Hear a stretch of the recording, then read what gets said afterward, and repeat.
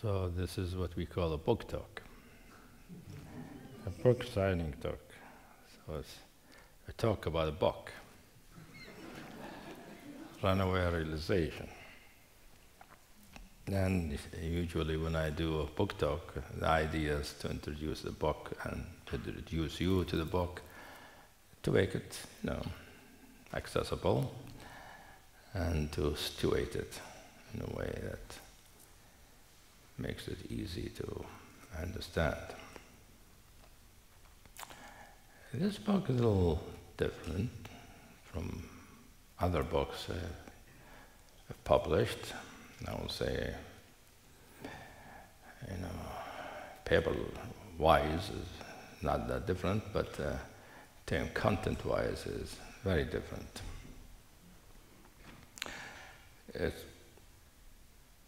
I was reading it myself, actually, a month ago.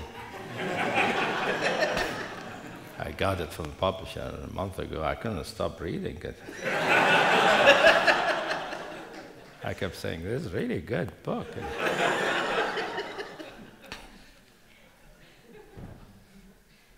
Very interesting.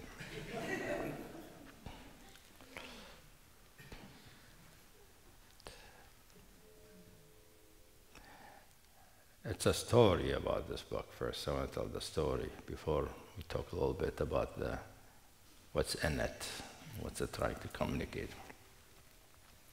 When I first thought of writing books was in the early 80s, when the discoveries, inner discoveries and insights and the synthesis and the awakenings were happening. It became clear at some point that what was happening wasn't just for me. It was really many of the things I didn't really need. It was coming through because it was a teaching for many. So I realized it wasn't like I was having an experience or an awakening from which then I could teach. There was a whole stream of teaching that was coming through. And that made me feel at some point, I remember the time I was in Colorado,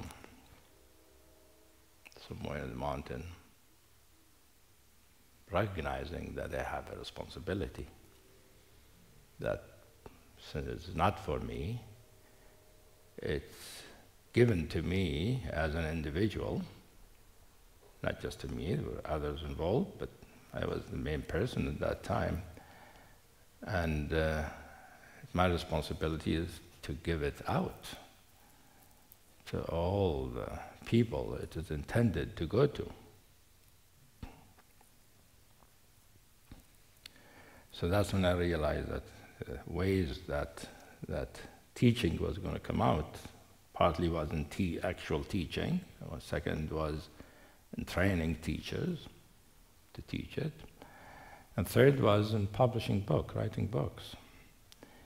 And at that time, it was very clear to me what were the series of the books I was going to write, several series, you have them in mind, them in heart, them in body. I had all of that there, and I knew how many books were going to come out. And some years ago, my job was done. I did it. I wrote all the books I felt was my responsibility to write.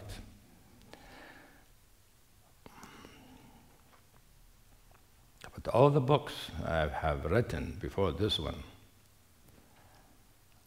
are characterized by what I call now the classical phase of this teaching that we had come to call the diamond approach to understanding reality and ourselves. What does that mean? It reminds us of science, our science. There's a classical period and there's the modern period. The classical period is dominated by classical physics, Newtonian physics, and mechanics and which sort of ushered into the new physics in the first quarter of the 20th century, when quantum theory came on and relativity theory came on. And because classical physics was adequate and sufficient to account for ordinary experience, for almost everything we know and experience and need. But when it comes to the very small, the classical physics couldn't explain it. That's why quantum theory developed. And when it came to the very large, there was no way classical physics can account for it accurately. That's why relativity theory, Einstein theory developed. So there's the classical period and the non-classical period. This teaching has periods like that, has classical and non-classical. And the classical period of this teaching corresponds to what I call classical mysticism. The mysticism, or the spiritual practices and experiences of opening up to the world of spirit, to awakenings, realization, enlightenment, the way it is needed for human beings on earth. Because just like classical physics accounts for all that's needed, everyday life, classical mysticism is how us deal with our spirituality, you know, to the point of liberation. But just like quantum theory, relativity bring in ways of working with the edges of reality, edges that are not visible and don't seem to be relevant to our everyday life. This new, the non-classical period of this teaching deals with what seemed not relevant to spiritual life, what seemed not relevant to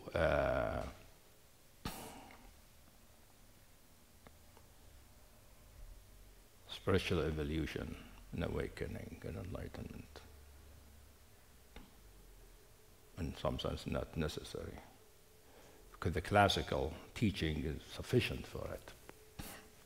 So all the books I've written are about the classical period of the teaching.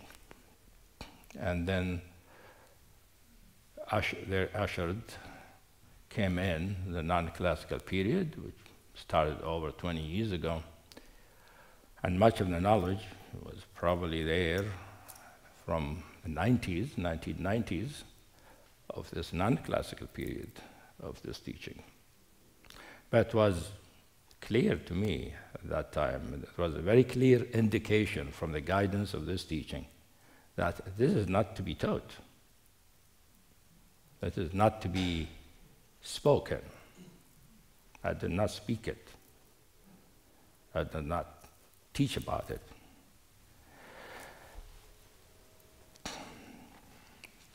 And so I didn't mention anything about it, except to, you know, with the only person who was working with me on it, Karen Johnson, and few of my long-time students who were having some of the experiences of that kind of spirituality. So for a long time, I continued teaching the classical teaching of this teaching, which correspond to the classical teaching of most spiritual mystical traditions, meaning liberation, non-duality, you know, boundlessness, infinity, and timelessness, and knowing, you know, our true nature, and being illuminated in such a way that recognizing we are purity at the heart of everything. And that is the nature of everything. where nothing is separate, all one unified beingness.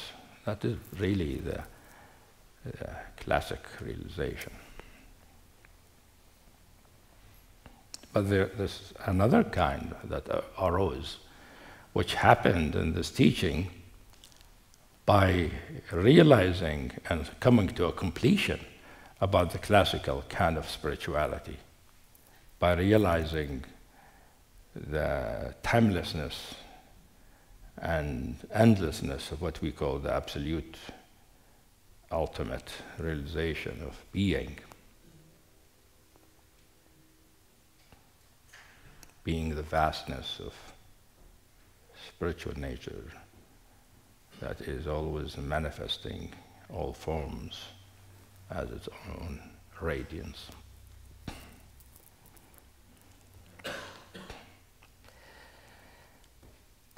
So I thought I'll probably never teach it, never talk about it.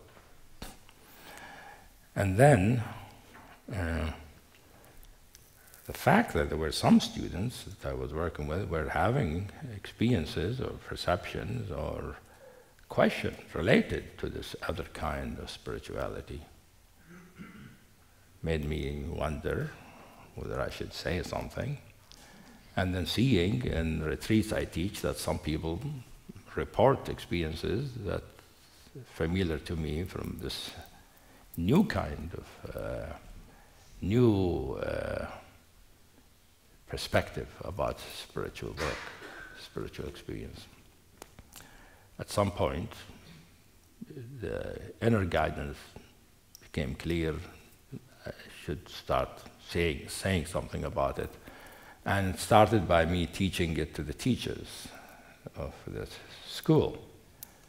The next step was beginning to teach it to, there was one school where this teaching happens.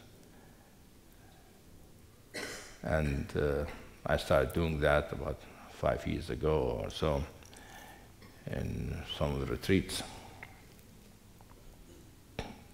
That's when I started talking about it actually in the school. Although I've known it for over 20 years and been my experience for over 20 years, the experience of what I am, what reality is. But I continued teaching all that time. I had to finish all the classical teaching because that is what people need, that is what people understand, that is what's necessary, and that is what is known by the various traditions that humanity has.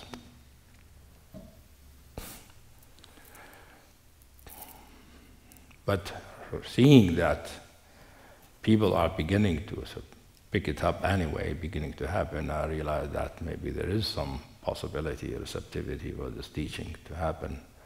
So I started giving it, and then, of course, the last step was to make some of that teaching into a book.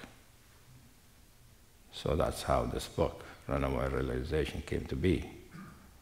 Taking some of the teaching from some of these retreats that I taught, and we worked on them to make them into a book, to introduce the non-classical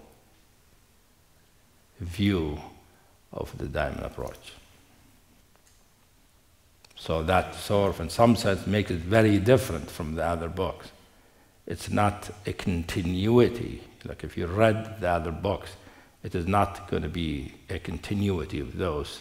It's more like you're going in a certain direction, and this book takes 90 degrees on it. So it's like suddenly you're in a world of experience that so different, unexpected. It's not just getting subtler and deeper and more expanded. No, it's a whole other way of thinking about things and seeing things and experiencing things.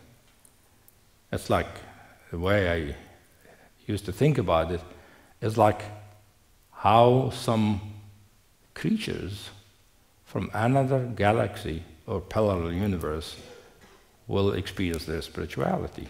It's not how human beings do. So I thought, Human beings didn't need that teaching. Until I realized some human beings were already experiencing it. Maybe they are from that galaxy anyway. Maybe that's why we got some of them in the school, maybe in the world.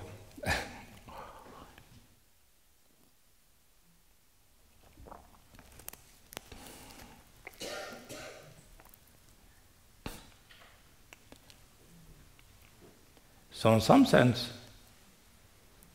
the teaching in the book is redundant in the sense all that is needed is already there in the other books.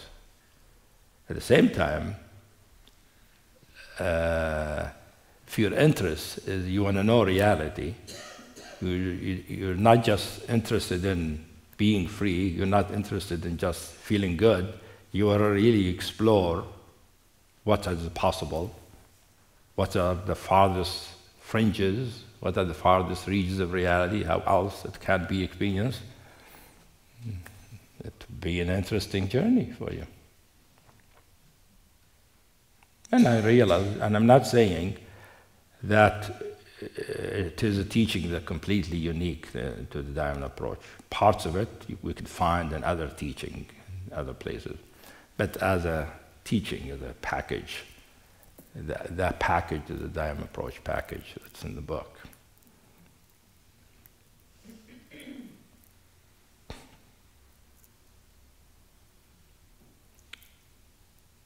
So the whole idea, runaway realization, for instance, is in some sense different from what most people expect. Everybody expects they're going to follow some path, do some practices, and at some point reach some kind of awakening, some kind of realization, some kind of enlightenment that ends one seeking, and everything will be clear and you'll be done. You'll graduate. In fact, many books say that, many teachings say that, and many teachers all over the world say that. I was awakened, I was enlightened, and now I just live in bliss. However, this teaching in this book, it says, well, that's true, and that's very good, and that might be just right for you. But for some others, they're interested in other things. There are other ways of experiencing bliss. Bliss can be experienced another way, and also there are other things besides bliss that might be interesting too.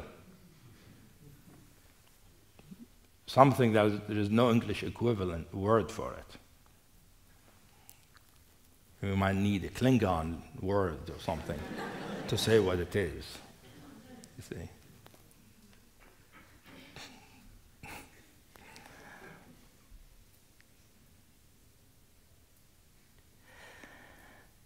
So the book actually has many things in it.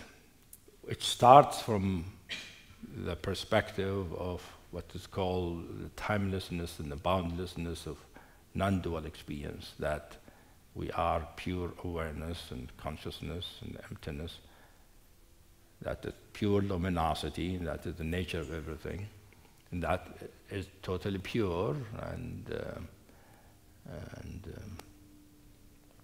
incorruptible and free. Start from there, and goes on into different direction to explore reality.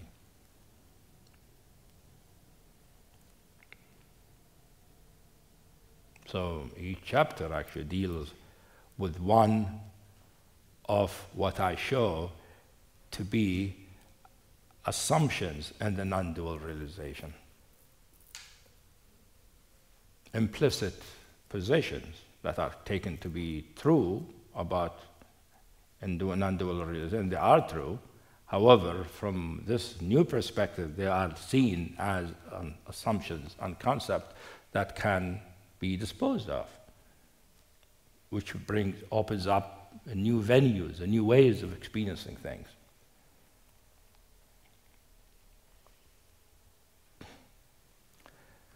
So many of the chapters deal with things like that, like deals with motivation, for instance.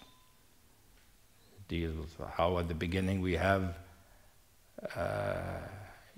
self-centered motivation. We just want to be free, or want to be happier, or we want to be free from our neuroses, or free from our difficulties. And then our motivation becomes purer, and becomes more loving the truth, or compassion for others, and service.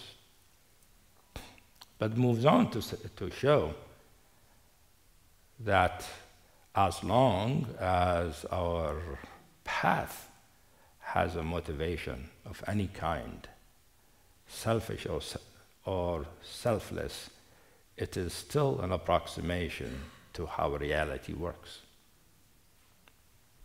Because true practice, true journeying, does not require a motive. So many people will feel, oh, wait a minute, I won't do anything without motivation. And next chapter takes another cut from the other end. He said, everybody's going to reach a destination. And this chapter takes the destination and cuts it away. So there isn't a destination. We're not going anywhere.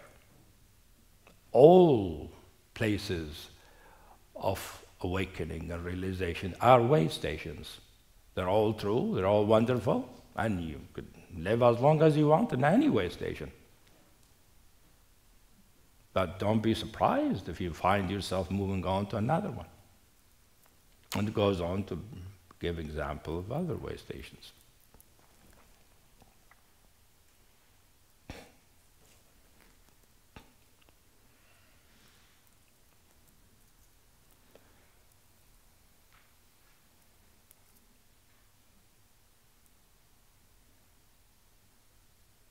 By the way, the non-classical view of the teaching, since I brought in the science and physics, doesn't have the dilemma that the physical sciences have. As you know, at the present time, our science is still trying to unify the gravity, Einstein with quantum theory. They don't have yet a theory that one knowledge that unifies the large scale and small scale. They have two separate theories that don't mesh together. And since Einstein has been the holy grail of physics, how to find what's called the theory of everything, or the unified field theory, or M theory. There are many theories, but none of them has been accepted, so nobody knows how to unify the two. Well, in the spiritual teaching, then this non-classical phase doesn't have that problem about two kinds. It's just one perspective that has many perspectives that all work together, and each perspective accounts for certain observations. And it actually uses a very well-proven mathematical theory, which is called the Gödel's proof. Gödel was the greatest mathematician of the 20th century, a friend of Einstein. He had this proof about systems. He proved it about mathematical algebraic systems, which is that if a system is self-consistent, it cannot be complete. Meaning, if it is consistent, if a system is consistent, there will be true things that are not included in it. So that informs this new view of this teaching, although I haven't proven it mathematically. I don't know the mathematics that will do it. Maybe somebody will at some point. That would be very interesting. And actually, it's a teaching that sort of understand things like quantum entanglement and things like that also our science is trying to explain. But I'm not saying it explains them, but there are things sort of seems related to these things that seems obvious, and the kind of realization, a way of being and perceiving that becomes possible through this segment of the teaching. One thing important to understand for everybody when you're reading this book or when you're hearing about it, this kind of teaching, what I call the non-classical view, does not dispose of the classical view. Just as we know in physics, the non-classical view, the quantum theory, does not dispose of Newtonian mechanics. The whole world is still mostly classical. By law, I mean 99.9% of all perception, all science is based on the classical view. So the same way, the classical view of this teaching is still the main teaching. It's what the teaching we teach, because that's what people can relate to. In fact, you need to learn that before you can study. You need to study classical mechanics before you study quantum mechanics, in other words. Same thing in our teaching. And classical mechanics or the classical spirituality is actually sufficient for most people to know themselves, know reality, and live a fulfilled, happy, and truly integrated lives.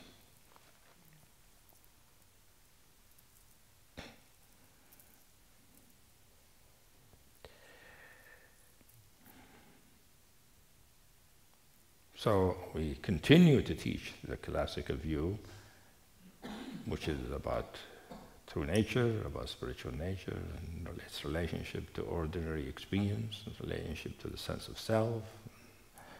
We still use our understanding of self, and how modern psychology is very useful in penetrating the self and its structures and its identification, which this teaching has actually done in a big way, integrating the psychology of our times for the purposes of spiritual awakening. Sometimes people say, you know, in Diamond approach, they just work on psychology for a long time, and you know, I want to go to a direct path, you know, more of those southern paths, just get to enlightenment. Forget it. And there's a point in that for some people. For most people, what's called direct path or the southern path is a rare thing. It happens for people. For most people, they're dealing with their structure, with their ego, with their patterns, is needed to be able to open up to spiritual experience. And not only that, even after people are awakened, I know many people are awakened who I can see, they need to really do a lot of psychological work. Because some, you know, are awakened, but it's only awakened head. There's not much heart. Or they're awakened heart, but not much intelligence. You see, awakened heart and not much action.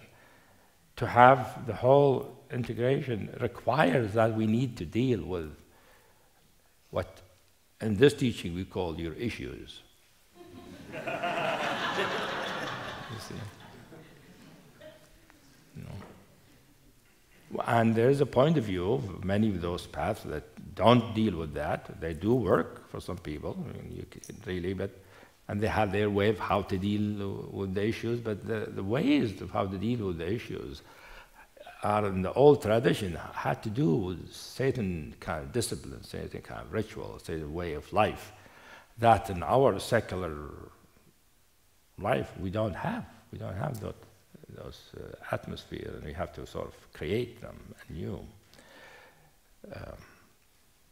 So I don't have a problem with the other teaching. I think they're wonderful. They do their job, but I do see that people do need to deal with their psychology, regardless of what path they follow. And that's from direct experience with myself and others. So the book's main thrust goes into understanding how does realization work? What makes it happen? What makes somebody be liberated? How does spiritual experience happen? So many people think, well, the way it happens, you have a teacher, you follow a path, you do meditation, you do prayers, you do some kind of practices, and if you do them well, then something will open up and you'll be liberated. And there is a lot of truth to that. However, there are many situations when people spend decades working and practicing and nothing happens. The practice by itself is not what does it. And there are many instances where people don't do anything and they become enlightened.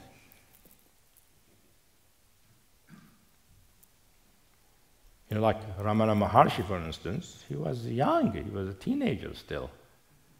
He felt one of those days he's going to die. He lied down in his living room and he died. He felt himself dying, and then he saw himself, he saw his body, and that was it for him. He became what's called one of the greatest Advaita Vedanta teachers of the 20th century. How does that happen?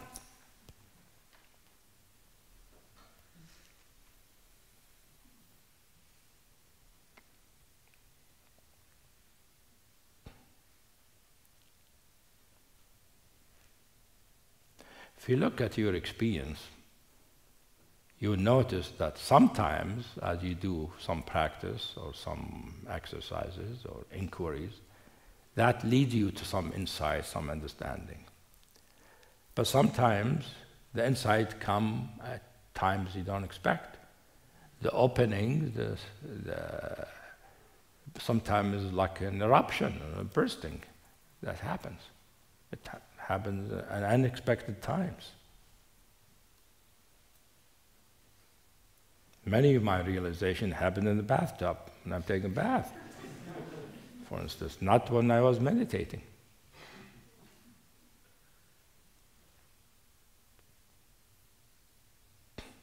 So the book goes into trying to enter what's the dynamic, what's the relation between the fact that there's somebody, a human being, who is involved, engaged in some kind of practice, some kind of exercise, some kind of inquiry, some kind of meditation, some kind of spiritual path. How is that related to the fact of realization?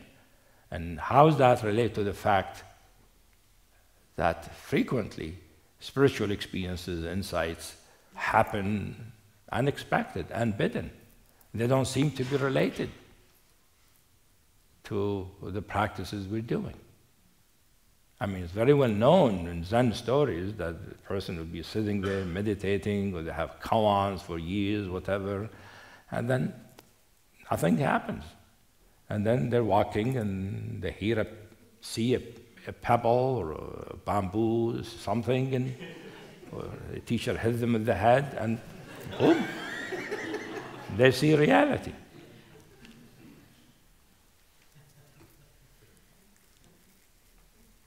So the book goes into trying to explore what's the dynamic. I call it the dynamic of realization.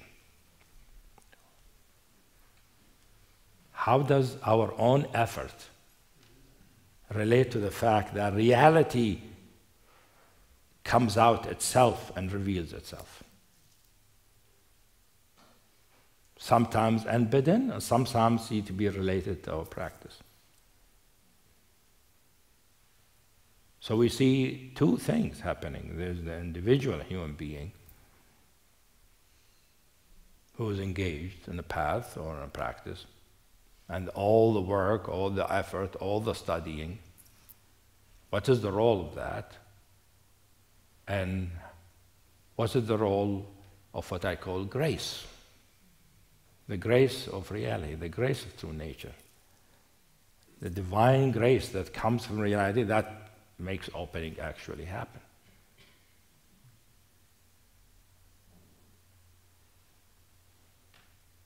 It's like when we are not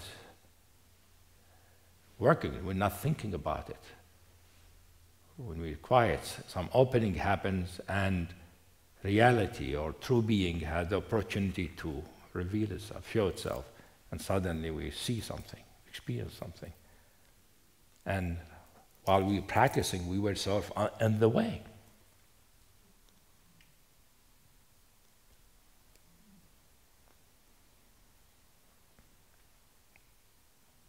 I'm not saying practices are bad, you see. I'm saying there are two sides here, and they're both relevant. Atmananda, for instance, one of the major figures in the Vedanta in the 12th century, had to practice. His teacher came to him, gave him all these practices, and he practiced day and night for years. And he dropped his job, has his wife take care of him, before finally he practiced what they call a direct path, and he has his realization.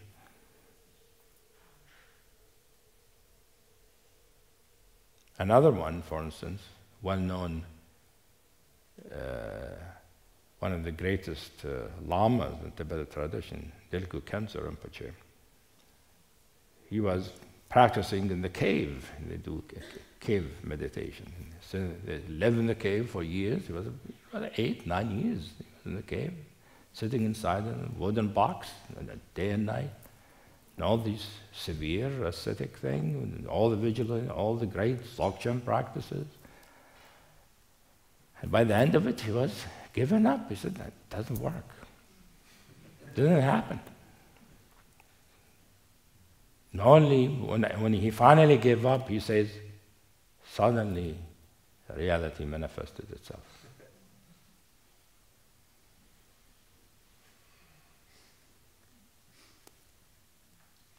So, did the practice lead to the realization? Lead to reality manifesting itself? It is caused by it? Because sometimes it isn't.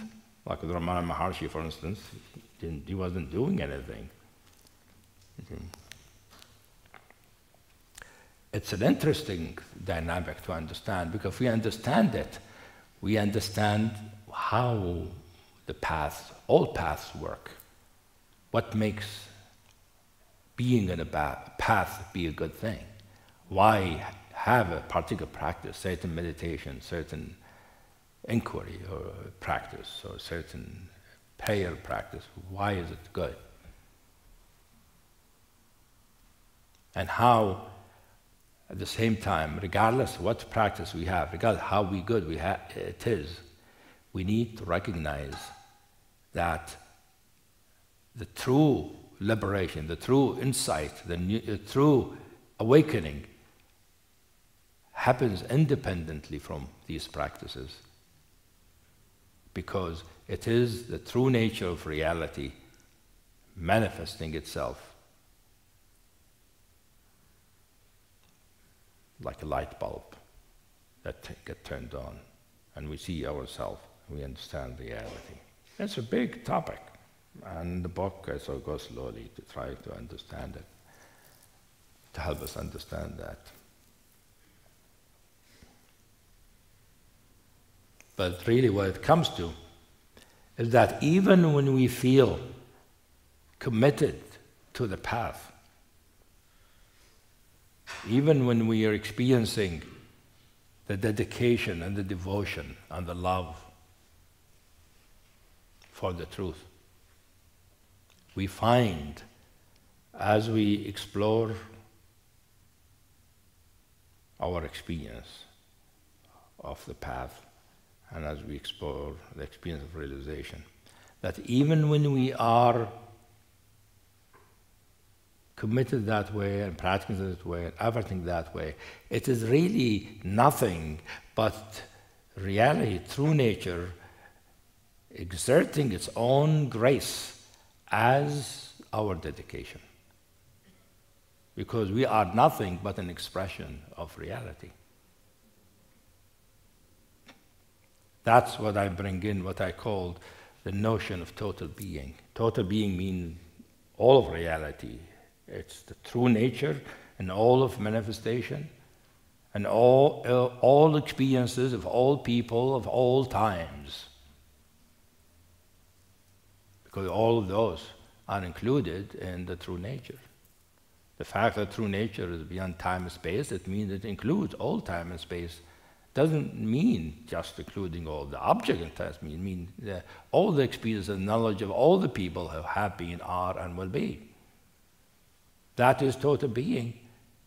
And which is all of reality,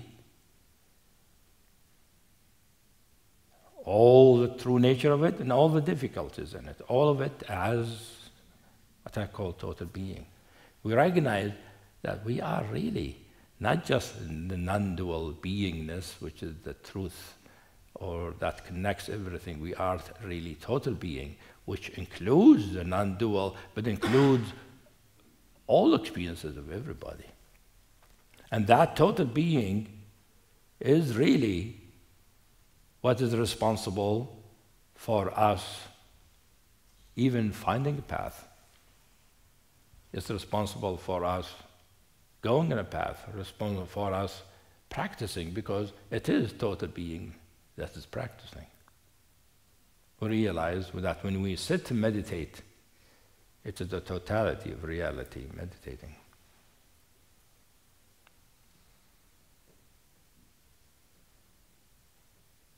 We don't know that at the beginning for a long time, because we are still considering ourselves as an individual who is trying to understand, who is maybe lazy or disheartened, but sometimes full of enthusiasm and devotion. We don't know that there is nothing but total being, and total being manifests as human beings, as everything, but also as the human being, which are its way of it revealing itself to itself. And the way it does it is through everything, but when it is going to do it in an accelerated way, it does it through what's called the spiritual path.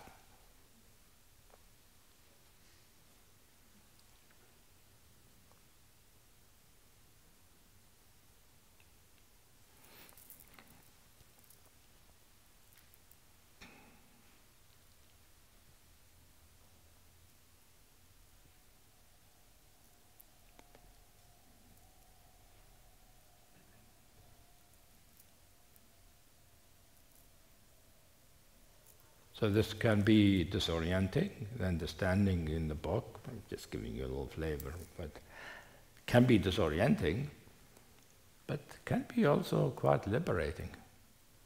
Because total being, what I'm calling total being, which is you,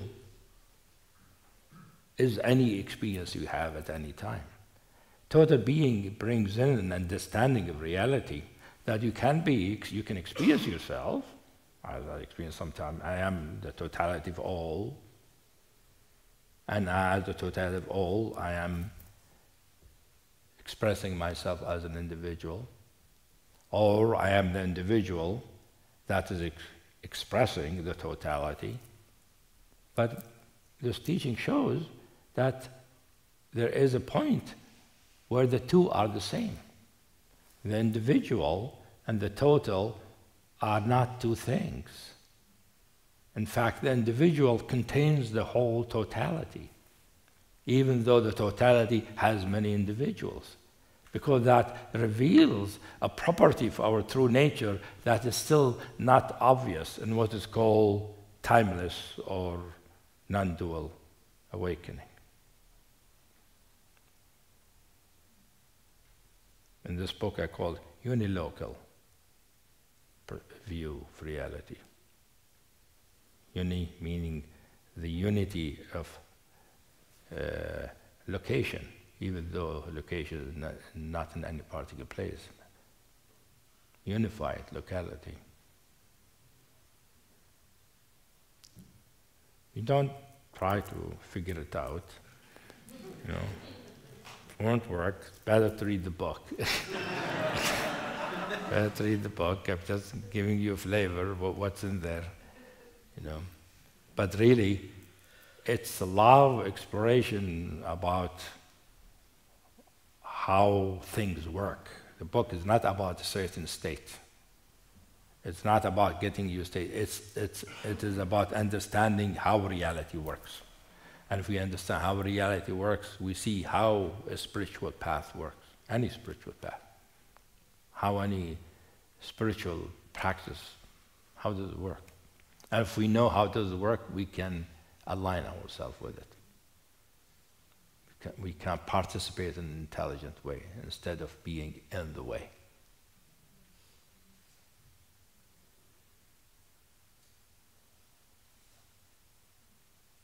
So part of what happens is that there is the discovery, what I call total being, or realizing sometimes that as you're inquiring, as you're exploring your experience, that particular experience is everything. Usually, in classical mysticism, classical spirituality, to experience everything means you see everything and you realize everything in unity, that everything is large and it's everywhere, is an infinite, but is indivisible because it's all the same light. That's classical mysticism. But the kind of knowledge that one of the kinds of realization that have, there are many kinds when we get to the quantum view of spirituality, that one of the ways is that any experience has the totality, all of it. That means any moment is already reality itself. It doesn't matter how good or bad it is. It doesn't matter how you think of it. It is reality, it is total being, because what else can it be?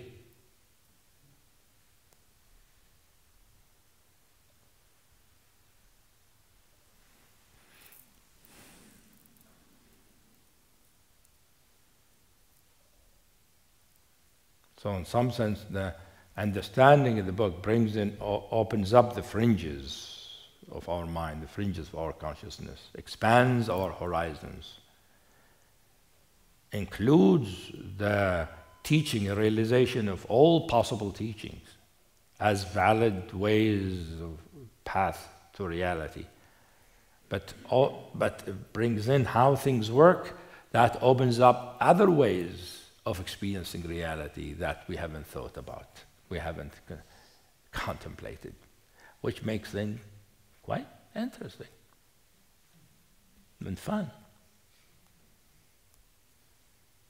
That's why the title of the book is Living a Life of Ceaseless Discovery.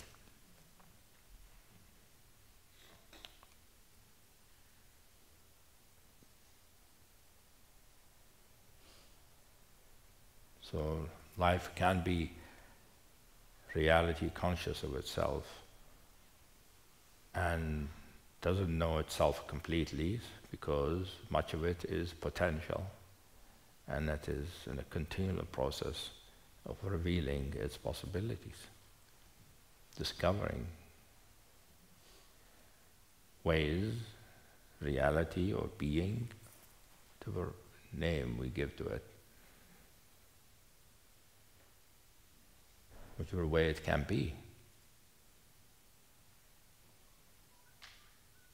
It frees us from, liberates us from judgment and comparisons, because it shows us that anything, any experience is really reality.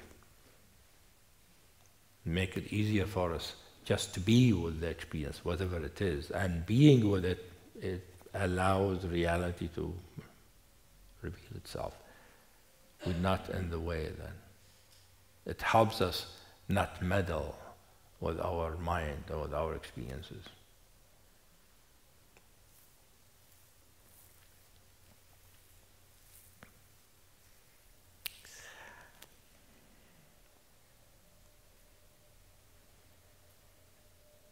I think the book is going to be controversial, because many people won't agree with many things in it, and I think it's good that it's going to be that way, that it's going to be controversial. because the book, in some sense, is inviting not just individuals and awakened people, but inviting teachings to question themselves. That nobody has a monopoly on truth. Because Gödel proof shows no school can have all the truth. And the book introduces a way, a view of how we can have a view that we can practice a path without believing it has to be the best or the only true thing. But that is what is right for us at the moment. It's not an easy thing. It requires a great deal of maturity to be on a path, on a teaching, recognize it might not be the best, it might not be the only real thing, but feel that is my path. So the book helps in encouraging that. That actually opens us up to other people and their paths. See, well, everybody has something. They're learning their way to find out what is reality, and there are different ways of reality. For me, if we don't do that, if we think, no, this reality means this way, this is the ultimate truth, and all the other ones who say the ultimate truth, they're really wrong. Or, well, they sort of got it some, but this is really, emptiness is it, or consciousness is it, or love is it, and the other ones are sort of, good approximation, we could tolerate them. If we do that, it is already the beginning of fundamentalism.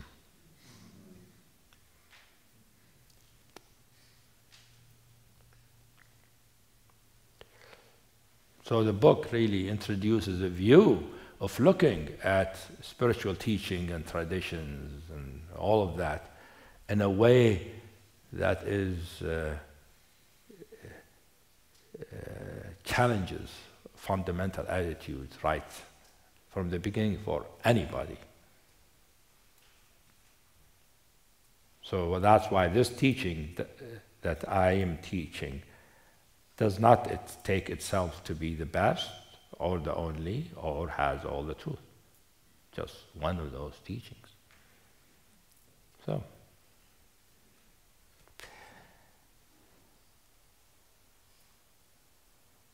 easy reading, actually.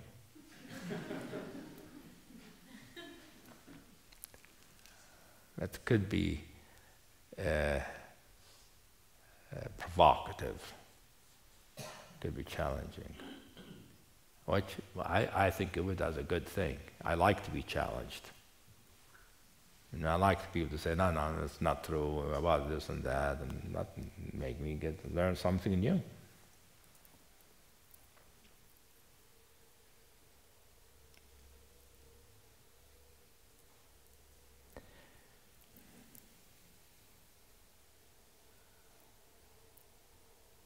Not because I'm certain of the truth. It's because I don't need to be certain about the truth.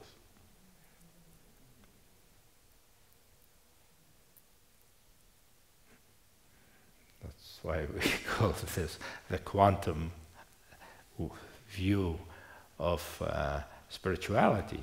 Remember, the uncertainty principle is fundamental to quantum theory.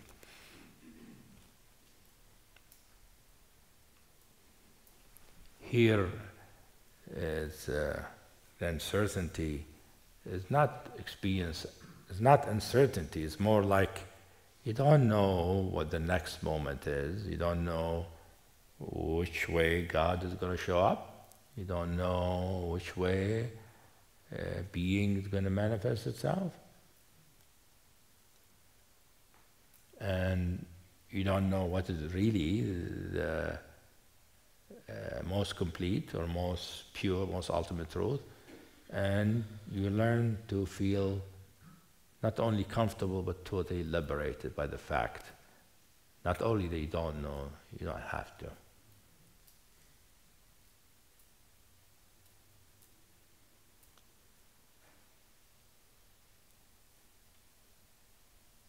But you need to learn your classical part first. Everyone needs to know the classical spirituality, or which is, as we know, it can be. It is a whole path, many paths.